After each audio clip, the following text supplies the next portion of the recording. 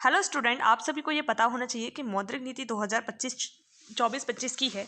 जैसे कि उसके बारे में जो कई सारे पॉइंट हैं, ये 6 दिसंबर 2024 को घोषित हुई। ठीक है। और इसमें क्या क्या चीज़ें आई, जैसे आरबीआई के गवर्नर शक्तिकांत दास की अध्यक्षता में ये आपकी मौद्रिक नीति समिति के द्वारा ये घोषित किया गया था।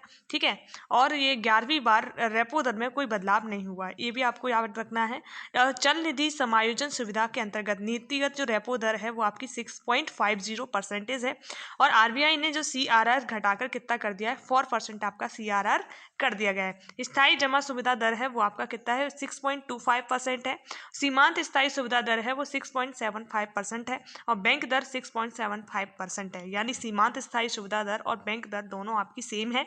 प्रत्यावर्ती जो रेपो दर है 3.35% है। सीआरआर आपका 4% है। ठीक है। और एसएलआर है आपका वो 18% है। याद रखना है आपको अच्छे से इन्हें। फिर वित्त वर्ष 2024-25 के लिए मुद्रास्फीति अनुमान 4.8% रहने का अनुमान है। कितना है, 4.8%। वित्त वर्ष 2024 के लिए जीडीपी वृद्धि अनुमान कितना रखा गया है, 7.2% से घटाकर कितना कर दिया गया है, 6.2%। यानी हमारा जो जीडीपी ग्रोथ रेट है वो 7.2 से घटकर 6.6% रह गई है।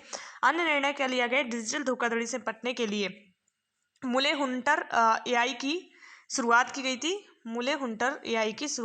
और यूपीआई क्रेडिट विकल्प अब लघु वित्त बैंकों के लिए भी खुला है। यानी यूपीआई का क्रेडिट कार्ड है वो अब लघु जो वित्त बैंक होती हैं उनके लिए भी इसकी फैसिलिटी प्रदान की गई है। तो हमारा अगर आपका जो इकोनॉमिक्स सेक्शन से संबंधित हमारे पेपर में अगर कोई सिलेबस है तो उसमें अगर इकोनॉमिक्स से पूछा जाता है तो ये सारे क्वेश्चन में से आपको एक क्वेश्चन देखने को मिल सकता है, क्योंकि हमारे एग्जाम में ये सब पूछा ही जाता है कि मौद्रिक नीतियों में कि मतलब आपका एसएलआर कितना है, सीआरआर कितना है, या फिर हमारा जो आरबीआई के द्वारा भारत की ग्रोथ जीडीपी वृद्धि अनुमान कितना लगाया है। तो अब हमें क्या लगा, ये क्वेश्चन आपके एग्जाम में आती ही हैं।